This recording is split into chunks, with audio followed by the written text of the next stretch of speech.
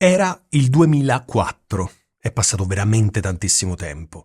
Nel 2004 ho ricevuto in regalo questa macchina fotografica, questa Nikon Coolpix 7006. Mi ero laureato, ero giovane e amavo già la fotografia e quindi mi fu regalata questa macchina fotografica, esattamente la stessa dalla quale sto registrando questo video. Ma se guardi fino in fondo questo video ti racconto e ti spiego perché sto usando questa macchina fotografica.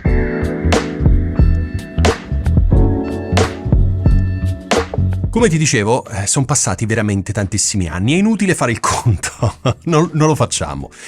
Sto usando questa macchina fotografica perché voglio raccontarti, sperando che stia funzionando e stia riprendendo, perché non vedo nessuna spia accesa, vabbè, comunque. Perché? Perché voglio dimostrarti come per far video su YouTube non è necessario avere l'ultimo modello di macchina fotografica.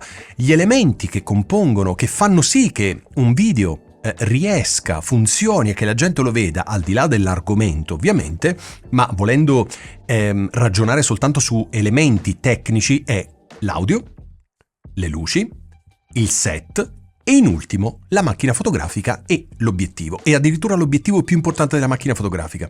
Spesso si tende a comprare l'ultimo modello di macchina fotografica utilizzando l'obiettivo di serie. Non ha senso, è la lente che fa la qualità, non è tanto la macchina fotografica, ok? E io te lo sto dimostrando. Ci sono studi che dimostrano come, appunto, le persone siano molto più propense a guardare un video nel quale c'è appunto la componente video è più scadente, ma la parte audio, la componente audio è molto più funzionale, diciamo, si sente meglio. Le persone sono più disposte a guardare questo tipo di video piuttosto che il contrario, ovvero un video pazzesco e un audio pessimo. Ok? Immagino che se tu stai guardando questo video puoi confermarmi questa cosa.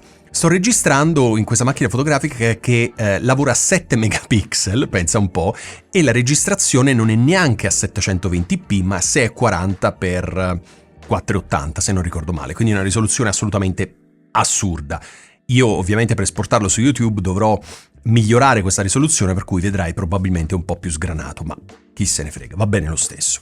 Volevo fare questo video anche abbastanza breve, proprio per raccontarti che non c'è bisogno di inseguire l'ultimo modello. Ti ricordi, ne parliamo spesso a proposito di microfoni, non c'è bisogno di inseguire l'ultimo modello di microfono per ottenere un audio pazzesco, perché da solo il microfono non fa la differenza, così come da sola la macchina fotografica non fa la differenza.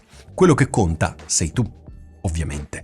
E parlando da un punto di vista tecnico, quello che conta è, come ti dicevo, l'audio, le luci, il set e in ultimo la lente e la macchina fotografica.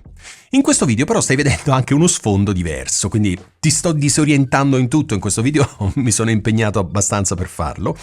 Ecco, questo poi te ne parlerò approfonditamente in un altro video, ma sì, sto sperimentando tantissimo e adesso sto utilizzando questo sfondo. Ora vediamo per quanti video, se solo in alcune rubriche, in alcune tipologie di video, non lo so, però sto sperimentando tantissimo.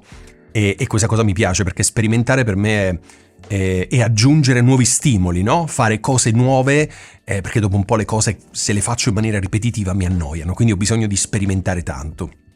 E adesso sto sperimentando con questo fondale nuovo che ho comprato durante il Black Friday su Amazon, ma mi pare nell'ultima live l'ho raccontato.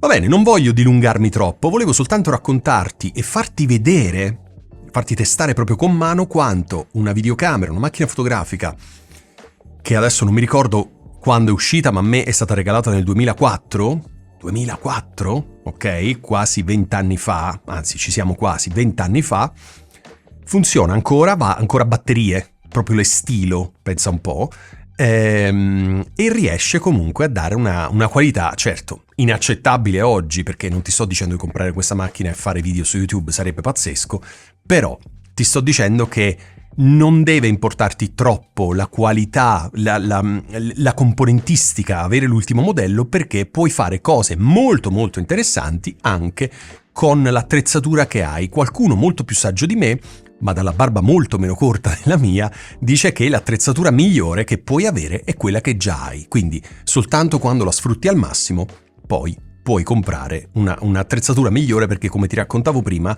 per darti nuovi stimoli, no? Per alzare l'asticella e provare a raggiungere nuovi obiettivi, ma fin quando non sei in grado di utilizzare al meglio l'attrezzatura che hai, non ha assolutamente senso comprarne altra. Bene, mi fermo qui perché volevo semplicemente fare un video abbastanza leggero per farti vedere questa macchinetta che ho trovato nell'armadio mettendo un po' a posto e volevo utilizzarla per fare un video, ok? Grazie per aver guardato questo video, qualsiasi domanda, dubbio, curiosità, lo sai, clicca la campanellina, commenta, iscriviti, insomma le solite cose, va bene? Alla prossima, ciao!